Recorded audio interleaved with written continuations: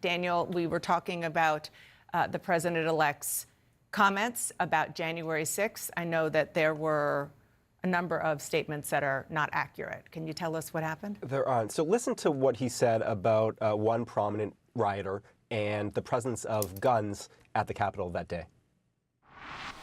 Ashley Babbitt was killed. She was shot. She had never been shot. She was shot for no reason whatsoever.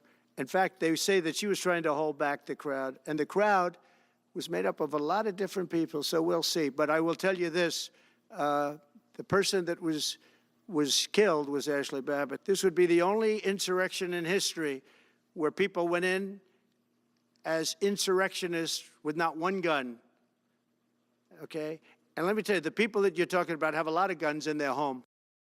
This not one gun thing, Dana, has been debunked for 3.5 years now, if not more. It is an out-and-out lie. Now, we'll never get a complete inventory of the number of guns brought by people to the Capitol that day because most of them were permitted to leave before later being arrested. But there have been numerous cases in which people carried guns on Capitol grounds and were convicted for it. I have a list in front of me. Mark Mazza, 2 loaded handguns on Capitol grounds, 5 years in prison. Guy Reffitt, more than 7 years in prison, carried a handgun on Capitol grounds. Christopher Alberts had a pistol during the riot, 7 years in prison. Jared Barger pleaded guilty, had a pistol there. John Banuelos charged for allegedly twice firing a pistol in the air on Capitol grounds. A Roger Preacher, pistol in his waistband. Mario Maris of Texas, convicted of having a pistol in his waistband at the Capitol. So the not one gun thing is out and out false. Now, on the Ashley Babbitt case, look, it's subjective whether she should have been shot. I can't fact check that, but the president-elect is certainly leaving out some pertinent facts here, specifically that Ms. Babbitt was a rioter who was trying to enter a shattered window of the House Speaker's lobby, had been warned not to do so, was carrying a knife. So certainly not just wandering around aimlessly or something of that sort. All right, Daniel, thank you so much for that. Appreciate it. And staying on the sort of broader topic or the related topic to January 6th, I don't want to lose sight of what he said about Jack Smith, calling him deranged and worse, which is, I know, not new. He called him mean and nasty. But also what happened while this press conference was going on, which is that Judge Aileen Cannon, a judge who actually he said that he had never met, even though he obviously had a very important case before her, and he appointed her to the federal bench. She ruled that this report that Jack Smith put together will remain sealed.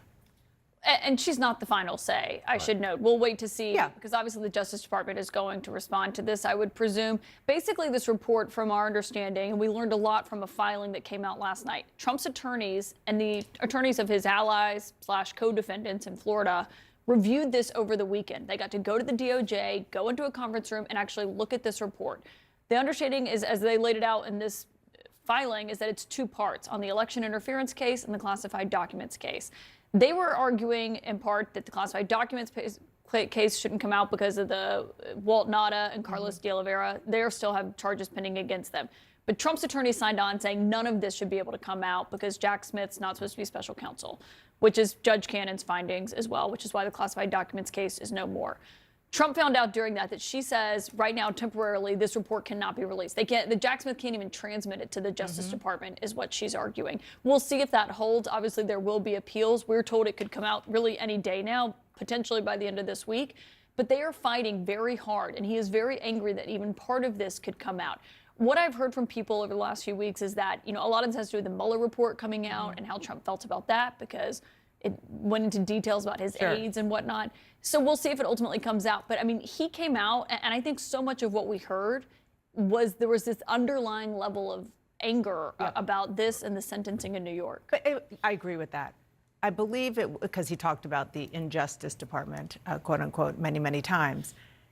The whole beginning of this news conference was also about the series of executive orders that Joe Biden has issued relating to land, relating to oil and gas, and that kind of prompted a lot of what he said. He said it yesterday on Truth Social and again at this press conference about the fact that he doesn't think Biden is giving him a proper transition, which Susie Wiles, his incoming chief of staff, explicitly said the opposite.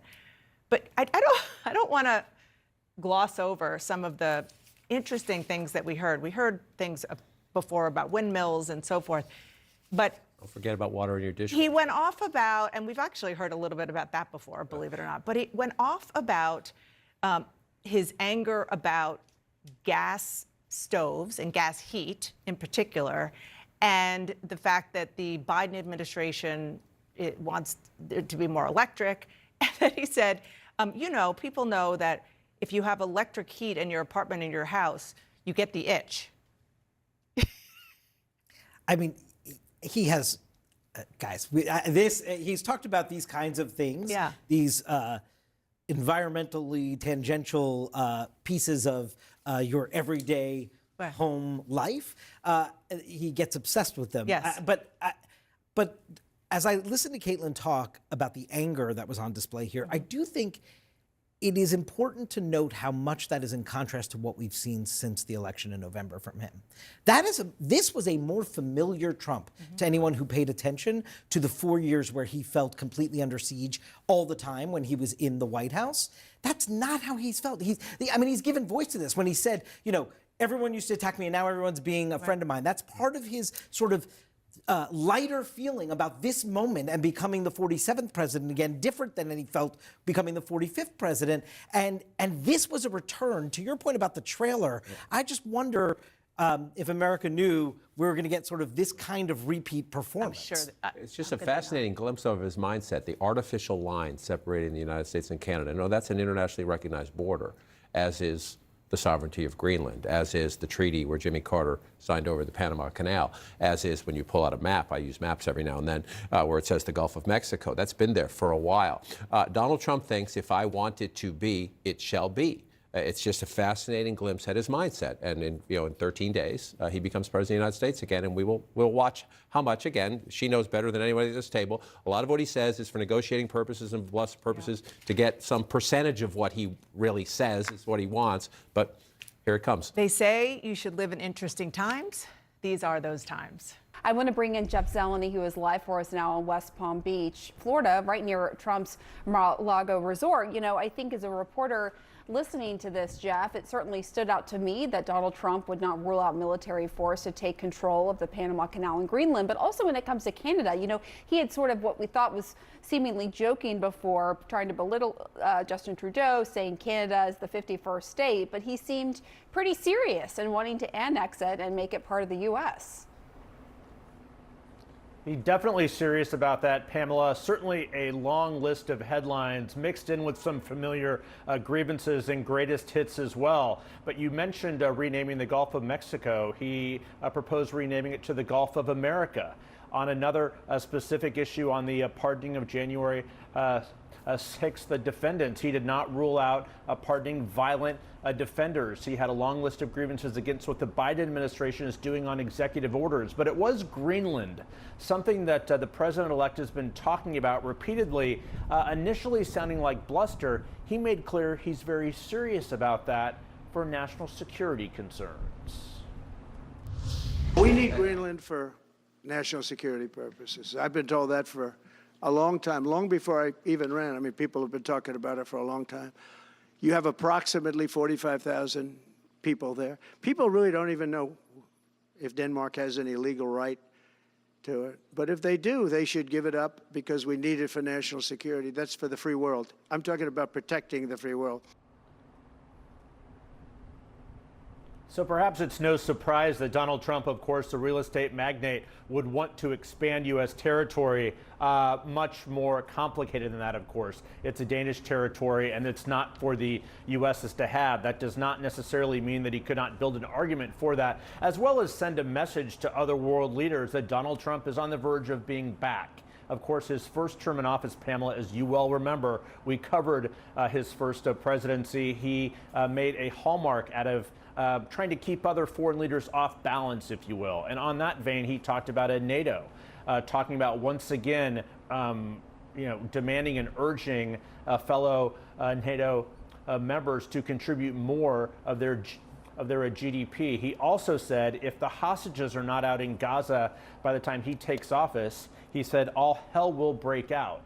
So certainly a variety of headlines there in the first news conference of the year from the president-elect. But Pamela, the question is, as he comes back, his legislative agenda at the very end, he said he, does not necessarily have a preference over one bill or variety of bills for his agenda. That is the central question. How does he enact all of these policies into action? But there is no doubt he has a lot on his mind just 13 days before taking office. Yeah, talking Pamela. more than an hour there at Mar-a-Lago. Jeff Zeleny, thank you so much.